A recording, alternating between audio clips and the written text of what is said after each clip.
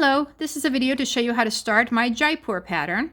It is a center out pattern, and this technique is not particularly unique. A lot of different people use this technique. I am doing the same color for the magic circle, the first or the foundation row, what I'm calling the foundation row, and then my first row. A lot of people will do their magic circle and immediately switch yarn colors. So there's a little difference with that. But otherwise, if you've done center out, just, you know, you know what you're doing probably. So for those who haven't done it before, I'm going to show you how we start.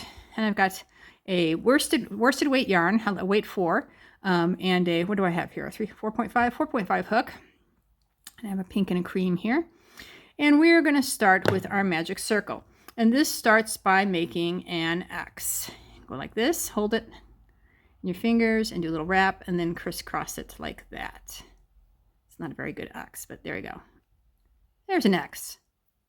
That looks like an X. Okay.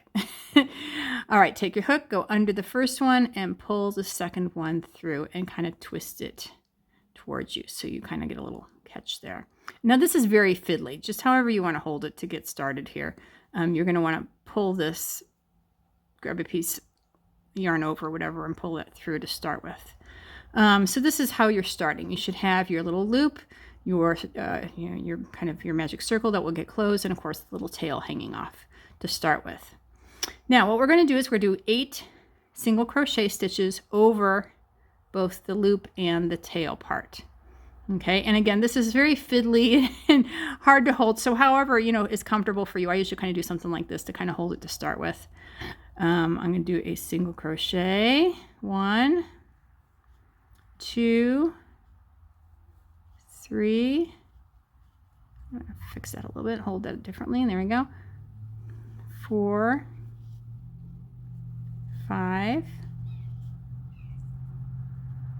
6, 7, 8. Apologies if you hear birds singing and traffic in the background. I have the back door open because it's a lovely day, except for that obnoxious truck that's going by right now. Okay, anyway, here's our 8 stitches, and I'm going to close this up. If you want to double count your stitches before you close it, let's count.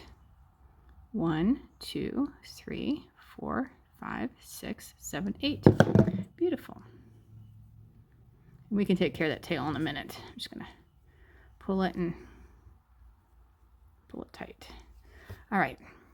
Now, this is where I do something a little different from other people, and maybe it's lazy and cheating, but this is what I'm doing. I'm going into this first stitch, the back loop of this first stitch here, and I'm just going to do a slip stitch to pull it through to close my magic circle. I'm not doing an invisible join to start with, okay?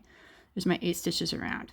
Now, the way this pattern works is at the beginning of every row, you assume that you're going to do a corner. I don't have it marked corner. On some of my patterns, I put a little star there, like star, remember to do a corner, but I think you could probably figure out that at the end of the row, it's time to turn your work and work the next side, right? 4 sides to a square. So we'll do our corner, we'll do our row, which in this case is 1 stitch, and then do another corner and do the next stitch, etc., all the way around for 4. So my corners are a single crochet, chain, single crochet into 1 stitch. And this is a technique used by some other designers too. It's one that I just kind of like now. I think it makes a nice tidy corner, and it's easy to change yarns in the corner, which I will show you how to do that. So let's start with our corner. And actually, you know what? Hang on. She rattles around her stuff. Hey, stitch markers. All right, sorry. I'm not very prepared, apparently. Okay, you know what? I decided I want to put a stitch marker here on this first stitch so we remember where we started, because I'm going to show you something. Okay, so let's try this. Here we go. We're going to do, and you're always going into the back loop for single crochets. So single crochet, chain, and single crochet back into that exact same stitch. There's our first corner, corner number 1, and then our row, which is 1 stitch. Corner number 2, single crochet, chain, single crochet, and then 1 stitch. corner number 3, single crochet, chain, single crochet, 1 stitch, and corner number 4, single crochet, chain, and single crochet. And I should have my last stitch, which yes I do. Did this right. 1 stitch. Okay. Now, normally as we would go around, your last stitch would actually be your invisible join. But because I am not changing colors, I'm going to do a little cheat here, and I'm going to just, you're going to see that this is my corner here. This is the corner I just did. So there's a single crochet right here is that floating chain, single crochet. Same thing with this corner. Here's my single crochet. You can see it better even here. Here's my floating chain, single crochet. Floating chains are where your corners will be the next time around, okay? You have this stitch before your corner. That's normally where you do your invisible join, but I'm going to cheat right now. And don't ask me why. This is just how I'm going to do it, okay? All right. Bear with me. I promise you this will work out. Okay. We're going to do row 2 now. Or row 1, I guess, as I have it, which is going to be 3 stitches across. And then we will switch yarn colors and it will make a little more sense. So here is my corner. Corner 1. Single crochet, chain, single crochet. 3 stitches across. 1, 2, 3. Hello. 3. Corner number 2. Single crochet, chain, single crochet. 3 stitches. 1, 2, 3. Corner number 3. Single crochet, chain, single crochet. 3 stitches. 1, 2. Come on, yarn. 3. Oops, 3. Try that again. And our last corner, number 4. Single crochet, chain, single crochet. 1, 2. All right. 3. Now this is where this is going to make more sense. Your last stitch of your last side is always going to be where you make your invisible join. So instead of doing a 3rd stitch here, I'm going to pull this out a little bit. And here's my corner, right? Here's my floating chain. So this is our last stitch on this side. Number 3 I should have done. I'm going to stick the needle under both loops from the back like that. I'm going to grab that little loop and I'm going to pull it through. I'm going to pull it through, she says, without catching another yarn. So let's try that again. Probably not the highest quality yarn. It isn't helping me. Here we go. All right. All right. That is why. So this, if you do your magic circle, invisible join to change a color, invisible join, change a color, this is easier. That little cheat I did where I kind of like slip stitch the last stitch, that's just because I've got my first 3 rows the same color in this particular pattern. Okay, it just worked. Okay, just don't question it. It worked. Okay, so now we're ready to change colors. Row number 2, which is going to be in my chart, it's gray, but that's going to be cream. And what you're going to do every time you change yarns is you're going to, well, the first time you're just going to pull it through there for a second, and then you're going to tighten that. Tighten it really good. Now, before you start your corner, you're going to chain 1 with your new color. Okay, you chain 1 with your new color. I don't have this, it's not really anywhere in their instructions that talks about this, but this is how you finish and start a row. So, I'm going to chain 1, and now I'm ready for my corner. And I'm going to do my single crochet, chain, single crochet, and then 5 stitches across. Now, if you want to cover your yarn switches, what you do is you do your single crochet, and that first time you do your single crochet, go ahead and lay the former color, the old color, on top. Here's my single crochet, and now I could let that go away. Chain, single crochet, 5 across. 1, 2, 3, 4, 5. Here's my corner. Single crochet, chain, single crochet. And as you do rounds, you can see it start to get like nice more shape. It's a little bajinkety to start with, and then it ends up looking more like a square, like it should. Number 3, single crochet, 4,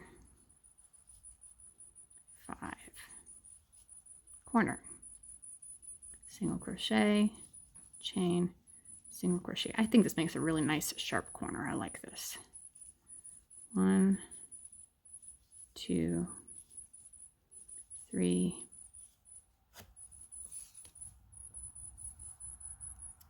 4, 5,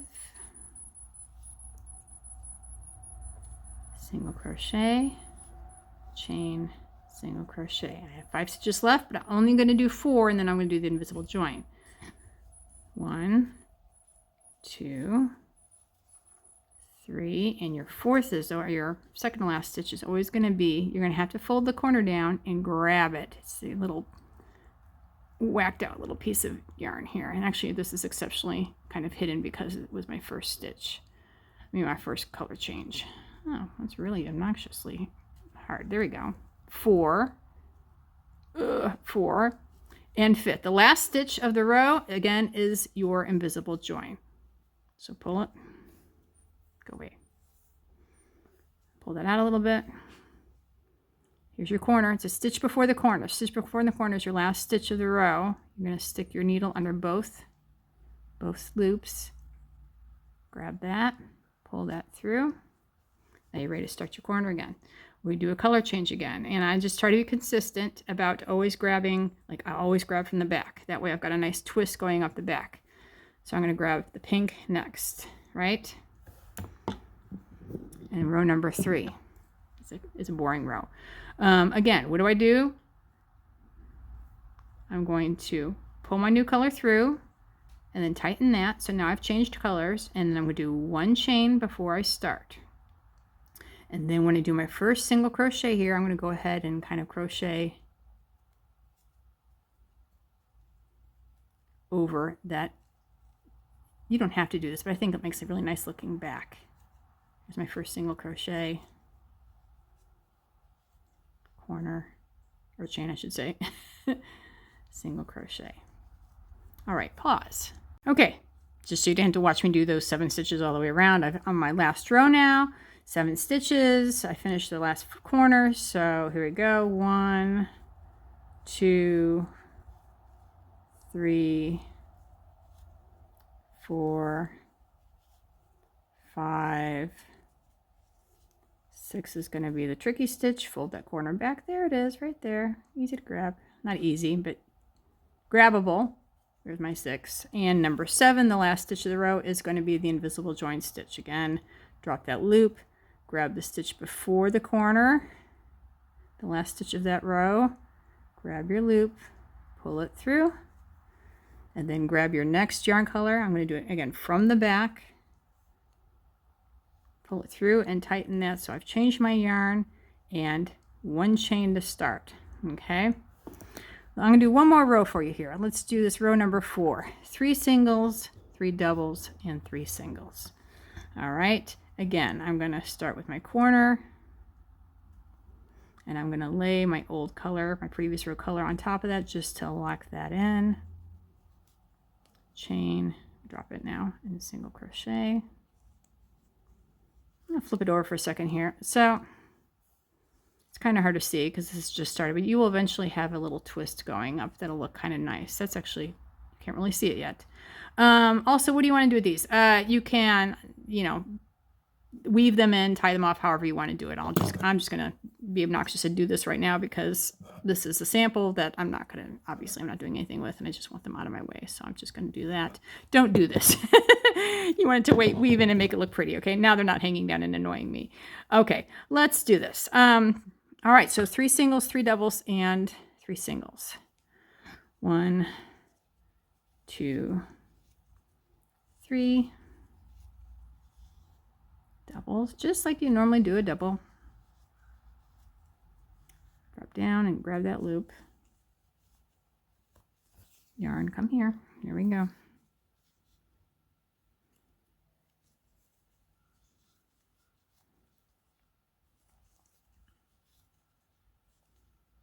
Oops. I think center outs are a lot of fun. They obviously, the immediate appeal of them is you don't have ends to deal with. A lot of people really hate ends. Some people actually weave them in. That's fine. I actually like an envelope border, although I hate making an envelope border. I think everybody hates making envelope borders, but they do look really good when they're done. And then, of course, I actually like fringe too. When you finish a center out, most people just kind of let it go, but you could, of course, just do a couple extra single crochets around, or do a fringe border or something like that. But I think the joy of the center out is you don't have to deal with the border. Also, center out goes fast. Like if you're doing this, once you get cooking, like all of a sudden 30 rows later, you got like something that looks pretty cool. It's those last outer rows that take forever. Yes, but I do rather like center out. 3. I actually like these colors together. They're kind of pretty. Reminds me of ice cream.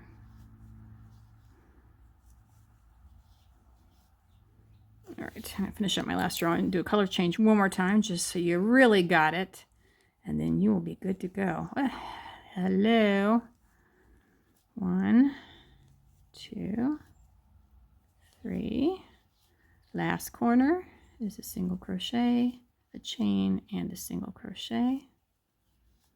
And my last row. So what am I doing? I have a total of 9 stitches. So I'm going to have my 3 singles, my 3 doubles, 2 more singles, and that last single is going to be that invisible join, right? You got this now. Whoops. Better than I have. Right, here we go. 1, 2, 3. Double crochet 1, 2,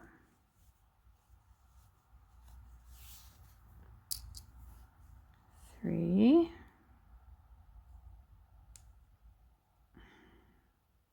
I have no nails to help me out with this. There we go. And I got 3 more stitches left, one of which will be an easy stitch. One will be the stupid tricky stitch. There we go. See, can you see that? Can you see that? That's what you're going for. You just got to fold the corner down and grab it. There you go. It's there. And the last stitch of the row is the invisible join. Underneath that stitch before the corner, under both loops. Hello. Pull that through. Switch your yarn. I'm going to grab from the back again. Make that nice and tight. And do my single stitch just so I'm ready to go. And now I'm ready to continue. That's it. That's how you start a center out. I hope that makes a little sense to you. If you have questions, there are other people who also have nice center out videos. Ashley Brotzel has got a very nice one. And Daiga, I don't know how to pronounce her last name, but she goes by Biba Blanket. I think most of you know her too. She also has a good center out video as well. All right, enjoy and have a wonderful day.